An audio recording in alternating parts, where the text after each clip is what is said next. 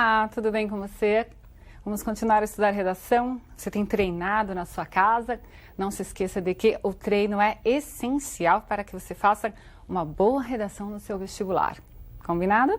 Mas além disso, você deve também saber resolver questões teóricas, perceber problemas que possam aparecer em textos de outras pessoas. E eu espero que não apareçam no texto que você vai fazer. Muito bem. Um desses problemas que compromete o entendimento é a ambiguidade.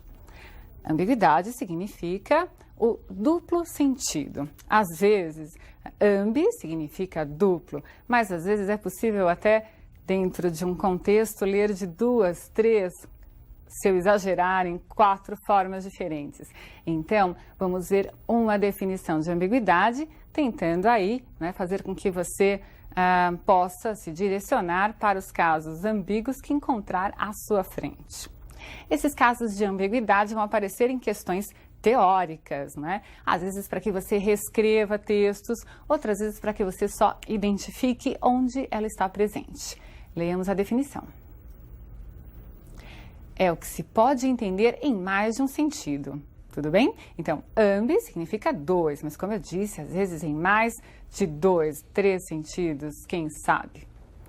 A ambiguidade, às vezes, pode ser proposital. Então, em textos publicitários, a ambiguidade é criada para chamar a atenção do receptor. Em certas letras de música, talvez até em poemas, você encontra ali o duplo sentido como uma forma de atrair atenção ou então de tornar o texto mais interessante, mais instigante. O grande problema é quando essa ambiguidade é um erro, quer dizer, quando ela foi cometida sem a intenção de provocar determinado efeito no receptor. Nós vamos ver aí 2 probleminhas, que num caso foi proposital, no outro caso foi incidental. Alguém escreveu de forma que não deveria. Veja lá. Ele viu o acidente do carro. Bom, peraí. Ocorreu um acidente. A pessoa estava no carro, Então, ele estava dentro do carro e viu um acidente fora, passando na estrada. Ele viu um acidente que aconteceu com outras pessoas. Ou ele viu um acidente, sei lá onde ele estava, E ele viu um acidente entre carros. Eu não sei aí direito qual é a posição desse ele. Então, esse ele estava dentro do carro ou ele estava fora do carro? O que eu posso dizer com certeza? Não sei, está ambíguo, Agora, abaixo há uma ambiguidade que é intencional. Veja, capacete, quem tem cabeça usa. A palavra cabeça é que torna a expressão ambígua, É claro que capacete é para ser colocado na cabeça, mas aí a ideia é dizer, veja, quem tem cabeça, quem tem consciência, essa é a ideia subliminar, vai colocar o capacete quando andar de moto. Tudo bem? Percebeu, então, um caso que não é intencional e um caso que é intencional a ambiguidade. Por exemplo, há uma ambiguidade muito comum que ocorre com o pronome possessivo, com sua ou seu. Eu digo assim, o policial devolveu o menino à sua casa. Peraí, devolveu o menino à sua casa. É a casa do policial ou é a casa do menino? O que você consegue entender? Você vai dizer, não, é óbvio, ele devolveu o menino à casa do próprio menino. Mas o uso do pronome possessivo traz essa ambiguidade. E você tende a achar uma forma de resolvê-la. Tudo bem? Resolver, às vezes, é mudar os termos de lugar. Outras vezes, é reconstruir a frase inteira. Nós vamos ver alguns exemplos que, na verdade, foram questões de vestibulares. Então, são exemplos longos, que você vai me ajudar a resolver, responder aí na sua casa e perceber onde é que essa ambiguidade, esse duplo sentido está presente. Perigo. Árvore ameaça cair em Praça do Jardim Independência. Um perigo iminente ameaça a segurança dos moradores da Rua Lúcia Tonon Martins, no Jardim Independência. Uma árvore com cerca de 35 metros de altura, que fica na Praça Conselheiro da Luz, ameaça cair a qualquer momento. Ela foi atingida no final de novembro do ano passado por um raio e, desde este dia, apodreceu e morreu. A árvore de grande porte é do tipo cambuí e está muito próxima à rede de iluminação pública e das residências. O perigo são as crianças que brincam no local, diz Sérgio Marcati, presidente da Associação do Bairro. Muito bem, você leu esse texto e aí observe que as perguntas colocadas vão direto ao ponto em que há ambiguidade. Bom, o que pretendia afirmar o presidente da associação? O que ele pretendia afirmar? Ele disse, o perigo são as crianças que brincam no local. É claro que ele pretendia afirmar que a árvore pode cair sobre as crianças. Mas o que ele disse de verdade? Ele disse que elas é que são o perigo e não a árvore que pode cair sobre elas. Você conseguiu perceber esse trecho ambíguo? Você percebeu como uma expressão mal colocada pode levar a, um primeiro momento, uma dupla interpretação? Vamos lá. Esse cuidado você deve ter ao ler qualquer texto, né? Vamos continuar vendo aí um outro exemplo que também apareceu no vestibular. Eu espero que você acompanhe, ache essa ambiguidade e tente resolvê-la junto comigo. Muito bem, observem aí que apareceu uma chamada Cuidado Escola. Apareceu aí a letra C, porque essa questão ela é continuidade do que nós estávamos vendo antes. Então diz assim, nessa placa podemos encontrar o mesmo tipo de ambiguidade que havia na declaração de Sérgio Marcati. Lembrem-se, as crianças é que eram perigo ou a árvore é que representava o perigo, não é? E aí diz assim, o que tornaria divertida a leitura da placa? Veja, é claro que você não vai pensar que se deve tomar cuidado porque há alunos ali na escola. Então, eu devo ter medo desses alunos? Cuidado porque se trata de uma escola? Ou eu devo, eu mesmo, ter precaução e ao passar em frente a uma escola, por exemplo, passar mais devagar com o carro, prestar atenção que crianças devem estar saindo? É claro que seria esta a adequada interpretação. Mas do jeito como está, eu posso pensar que é um alerta, assim como se diz, cuidado, cachorro bravo, está se dizendo, cuidado, escola. É desta forma que ficaria divertida a leitura dessa placa.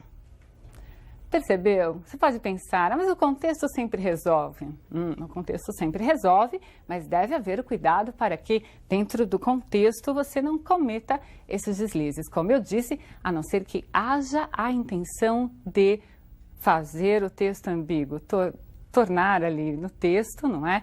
Por humor, por chamar a atenção, por querer chamar a atenção, tornar aquele trecho do texto ambíguo. Combinado?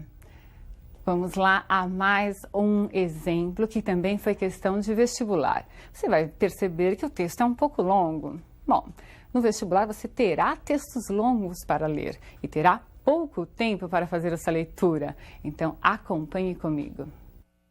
Textos que parecem estranhos quando são considerados isoladamente tornam-se compreensíveis num contexto apropriado. É o caso do penúltimo parágrafo do trecho a seguir. Leia comigo. O mais antigo caso de torcicolo do mundo foi diagnosticado numa múmia egípcia em Birmingham, Reino Unido. Um curador do museu local descobriu que uma múmia doada no século XIX tinha o pescoço levemente torto. Exames de raio-x, feitos no hospital da cidade de Birmingham, revelaram que o crânio da múmia estava levemente torcido para a direita. As chapas também mostraram uma possível causa para a torção. Uma ponta de seta está alojada no lado direito do pescoço, abaixo do crânio. Segundo Amis Pahor, médico do hospital, o egípcio, com cerca de 30 anos, foi alvejado a queima-roupa. O ferimento causou uma infecção e provocou um espasmo nos músculos do pescoço, o chamado torcicolo. O especialista afirmou que o homem pode ter vivido dias antes de morrer. Por causa do enrijecimento do corpo, o embalsamador foi incapaz de endireitar o pescoço ao mumificar o cadáver. Essa é uma reportagem que foi publicada na Folha de São Paulo em 96. Então vejam que é um texto informativo e há aí um trecho com ambiguidade. Atente às questões tal qual apareceram no vestibular. Aponte uma leitura possível em que o penúltimo parágrafo, considerado fora de seu contexto, faz uma afirmação óbvia. Querido, o que é óbvio aqui? O especialista afirma que o homem pode ter vivido dias antes de morrer. É claro, antes de morrer se vive. Então é evidente que essa afirmação ela não está bem colocada. Você pode dizer, no contexto se entende, mas aqui se diz, olha, considerada fora de seu contexto, faz uma afirmação óbvia. Então, fora do contexto, essa afirmação não sobreviveria sem muitos risos, não é? Veja lá a segunda questão. Aponte outra leitura possível para o mesmo parágrafo que contradiz a informação de que o egípcio viveu cerca de 30 anos. Então, veja lá. Se diz, o especialista afirma que o homem pode ter vivido dias antes de morrer. Então, se eu ler, não é, simplesmente que ele viveu dias antes de morrer, eu não posso ter certeza aqui de que ele viveu cerca de 30 anos, não é? Eu tenho nesse único parágrafo possibilidades de entendimento que comprometem até todo o texto, porque num certo momento do texto se diz o quê? Que esse egípcio encontrado deveria ter cerca de 30 anos, tal qual a avaliação do médico do hospital que analisou essa múmia egípcia. Percebeu? Então eu tenho ali um comprometimento do texto inteiro por ter uma afirmação óbvia, se eu retirar do contexto, e posso até, mesmo lendo no contexto, acabar por comprometer o que antes foi afirmado. Tudo bem? Agora, há mais uma questão ainda sobre esse texto. Leia comigo e tente fazer aí na sua casa. Reescreva o parágrafo em questão de modo a impedir as leituras indesejáveis, expressando a ideia que o especialista quis realmente transmitir. O especialista afirma que o homem pode ter sobrevivido dias com torcicolo antes de sua morte. Agora ficou claro, não é? Então, ele teve o problema, ficou com torcicolo, não conseguiu ajeitar o pescoço, morreu por causa do problema, do ferimento, e assim foi encontrado. Seu corpo enrijeceu com aquele torcicolo. Tudo bem? Ótimo. Então, você deve sempre ficar atento a essas ambiguidades. Observe isso também no seu texto. Combinado? Espero você na próxima aula. Até!